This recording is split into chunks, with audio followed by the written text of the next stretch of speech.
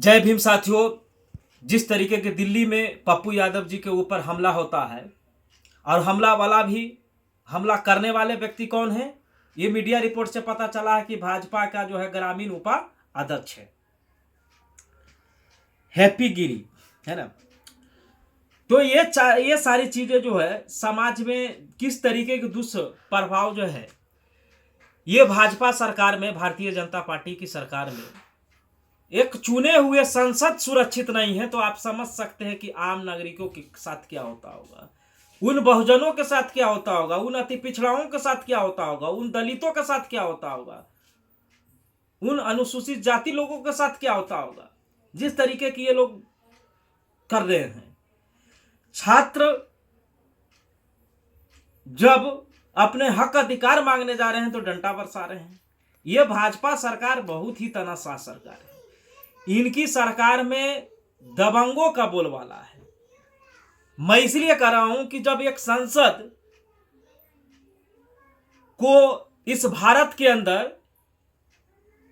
कहा जाए कि गर्दन काट के लाओ तो मैं 10 करोड़ दूंगा, तो मैं उन लोगों से पूछना चाहता हूं, वैसे संत लोगों से पूछना चाहता हूं कि जो मंदिरों में इतनी करोड़ के चोरियां हुई, तो आप इस चोरी के खिलाफ कितने जगह आंदोलन किए? आप इतने ही न्याय प्रिय थे, तो आप इतने ही सशक्त धर्म के समर्थन थे, आप इतने ही कहा जाए तो आप अपने सनातन धर्म के लेकर के आप इतने ही सचेत हैं, तो आप क्यों नहीं भाई धरना दिए, आप क्यों नहीं आंदोलन किए उन चोरों के खिलाफ? तो पता है कि जो कर रहे हैं 10 करोड़ देंगे, तो कहां से देंगे? वैसे लोग ही चोर हैं, वही चोर हैं जो कि मंदिर में बैठ गए हैं, चोरी कर रहे हैं। अरे कम से कम इस देश की गरिमा को बचा कर रखिए आप लोग। मैं इसलिए कर रहा हूं, कमियां को आप दूर करिए। मुझे आपसे नफरत नहीं है, आप नफरत फैलाने वाले लोगों से हमको नफरत है। और मैं सरकार से मांग करता हूं कि एक चुने हुए संसद को कोई गर्दन काटने की बात कर रहा है और उसके ऊपर ये भाजपा सरकार देशद्रोह की केस नहीं लगा रही है, उसकी गिरफ्तारी नहीं हो रहा है, और भाजपा सरकार के खिलाफ कोई प्रचार कर दे तो ये भाजपा सरकार तुरंत गिरफ्तार कर लेता है। कोई नेता को इनकी नेताओं की बुराई कर दे, प्रधानमंत्री की बुराई कर दे, इनकी सीएम को बुराई कर दे, तो तुरंत गिरफ्तारी हो जाता है। और एक चुने हुए संसद को जो कहा जाए तो संवैधानिक पद है, और उनको इस तरीके के अभद्र तरीके के भाषा का उपयोग किया जा रहा है, तो उस पर भी सरकार को जो है एक्शन लेना चाहिए। और आप कोई भगवा किसी बाप की बपौती नहीं है। अभी जो पप्पू यादव की जगह कोई दूसरे होते, पप्पू पांडे होते,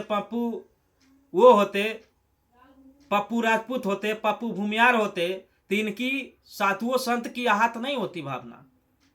ये पप्पू यादव थे, इसलिए इनकी आहत हुआ। क्यों? क्योंकि इनको कहना कि भगवा जो है हमरा बपौती है, जैसे 3000 वर्षों से इन्होंने भगवा को बपौती समझ रखे हैं, और वो लोग अभी तक वही समझ रहे हैं। तो देश की जनता सतर्क रहिए ऐसे लोगों से जो कि विवाद फैलाए देश के अंदर, एक दूसरे धर्म को लड़वाने की काम करे, एक दूसरे जातियों को लड़वाने की काम करे, वैसे लोगों से सचेत रहिए। दूसरी बात, जो भी बिहार के अंदर स्वर्ण यादव एकता चल रहा था, क्या भाई आप देख लिए ना? स्वर्ण यादव एकता की पर्चे आपको दिल्ली से मिल गया, आपको बांकेपुर विधानसभा से मिल गया। तो यादव भाई, बहुजन ही आपका अपना है, बहुजन एकता बनाओ, यही आपकी सबसे बड़ी ताकत होगी। आप जिसको अपना कर रहे हैं वो अपना कभी नहीं होने वाला है।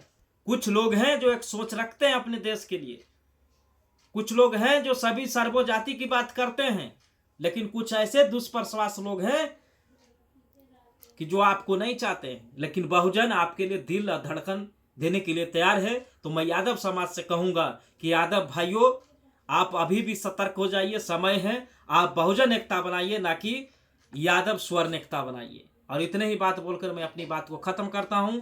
जय भीम, जय संविधान। इस वीडियो को ज़्यादा से ज़्यादा शेयर करिए।